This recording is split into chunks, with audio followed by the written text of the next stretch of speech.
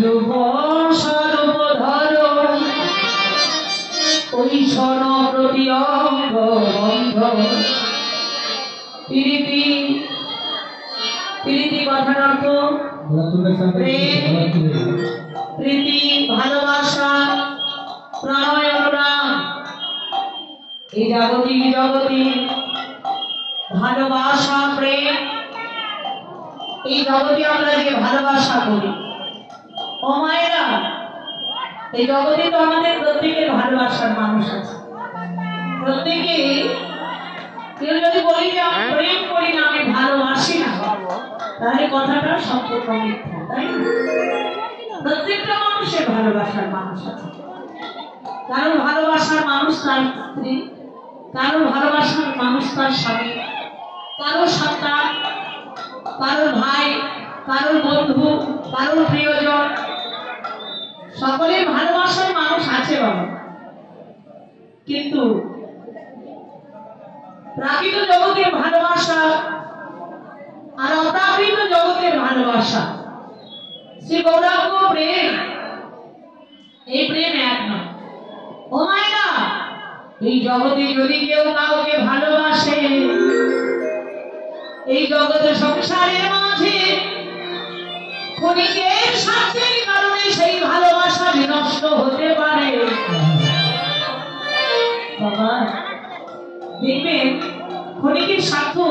যদি একটু বিঘ্ন ঘটে যায় তাহলে ভালোবাসার মানুষ পর হয়ে যায় কিন্তু অপ্রাকৃত গৌরতে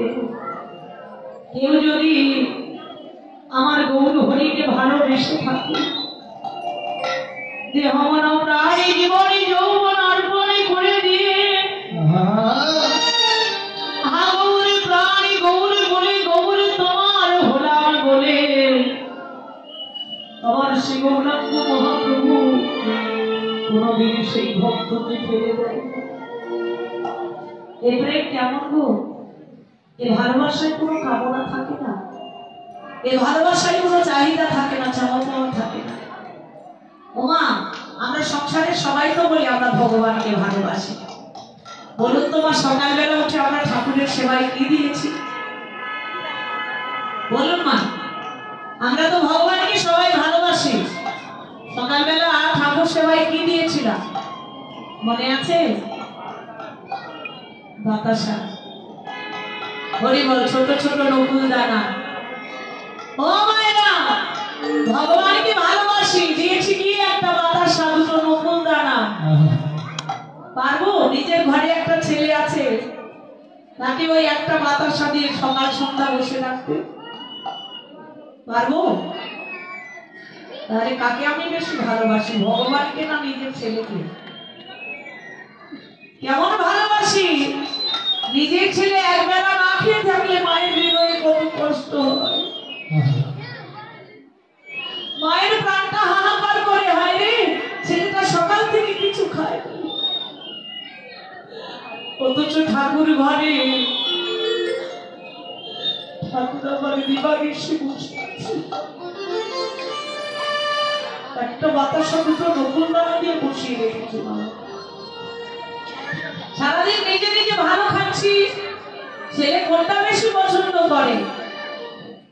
কোন খাবারটা ছেলের পছন্দ মা সেটাই রন্ধন করে রেখে দিচ্ছি ছেলে স্কুলে যাবে টিফিন দিতে হবে সেটাও তৈরি হচ্ছে স্বামী বাজারে যাবে ব্যবসায় তার রান্নাও তৈরি হচ্ছে আপনি নিজে কি খেতে পছন্দ করেন ওটাও তৈরি হচ্ছে ভগবানের সেবার বস্তু আর তৈরি হচ্ছে না ঠাকুর আমার অনাথের মতো সারাদিন বসে আছে ঠাকুর সেবার জন্য কিছু নেই আর থাকবে কি করে আমরা তো সবাই জানি ঠাকুর খায় না কি মায়েরা ঠাকুর খায় খায় না তো দেব কি ঠাকুরও খায় মা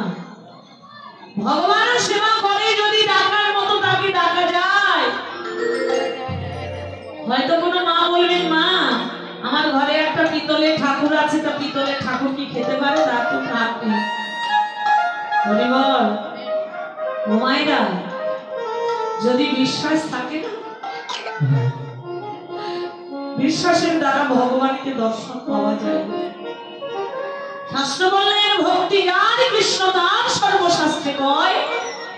ভক্তি না থাকিলে কৃষ্ণ দেখিলেই কি বা হয়।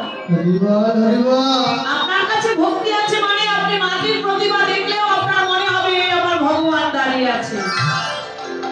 আর আপনার কাছে যদি ভক্তি বস্তুটি না থাকে, আপনি সাক্ষাৎ ভগবানের দর্শন করেও ভাববেন এটাই মাটির প্রতিমা। এই হলো ভক্তির ভক্তি। ভক্তি করেছিলেন, বিশ্বাস করেছিলেন কে? পঞ্চপাণ্ডবের দ্বিতীয় পাণ্ডব ভীম।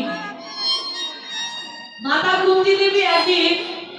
পুত্রদেরকে 5 জন পুত্রদেরকে বসিয়ে, বাবাই আওয়াজটা একটু বিরস হয়ে গেল, আপনি এসো নাকি এটাকে একত্রে বসিয়ে 5 জনকে সেবা দিচ্ছে। প্রথম পুত্র যুধিষ্ঠিরের পাতে অন্ন দেওয়া হয়েছে, দ্বিতীয় পুত্র ভীমের পাতে দেবে এমন সময় ভীম হাতটা চেপে ধরেছে মায়ের। কে রে ভীম, তুই আমার হাতটা চেপে ধরলি কেন বাবা? মা তুমি তো জানো মা, আমি একটু সকল ভাইদের থেকে বেশি, আমার একটু ক্ষুধা বেশি। মা এতদিন তুমি আমার সেবা দিয়েছো, কোনোদিন তোমার দেওয়া সেবা গ্রহণ করে আমার পেট ভরলো না। মা গো, তোমার চরণে নিবেদন, বলো না মা তুমি আমায় পেট ভরে খেতে দেবে। মা গো, আমার বড় ইচ্ছা জেগেছে, আজ আমি তোমার হাতে পেট ভরে খাবো। মা ডেকে বললেন ভীম, তোকে যদি আমি খাবার দিই তাহলে তো আর ছেলেরা খেতে পাবে। বলে দাও না মা, আমাকে খাবার দিতে থাকো আর আমি খেতে থাকি, আর খেতে খেতে যদি কিছু খাবার বেঁচে যায় তাহলে তুমি আর দাদা ভাইদেরকে দিয়ে দিও। কি বললি ভীম? তোকে দেব আর ছেলেদেরকে দেব না, ওরা আমার ছেলে নয়, তুই একাই আমার ছেলে। মা বললাম তো কোনোদিন চাইবো না, শুধু আজকের দিনটা দাও। মা ডেকে বললেন ভীম, এতদিনে আমি বুঝতে পারছি জগতে তুই কোনো কিছু শিখিস নি, এতদিনে তুই শুধু খেতেই শিখেছিস। আর যেই না এই কথা বলেছে বাবা, ভীম নিজের হাতটা ধুয়ে অনি দাঁড়িয়ে পড়েছে।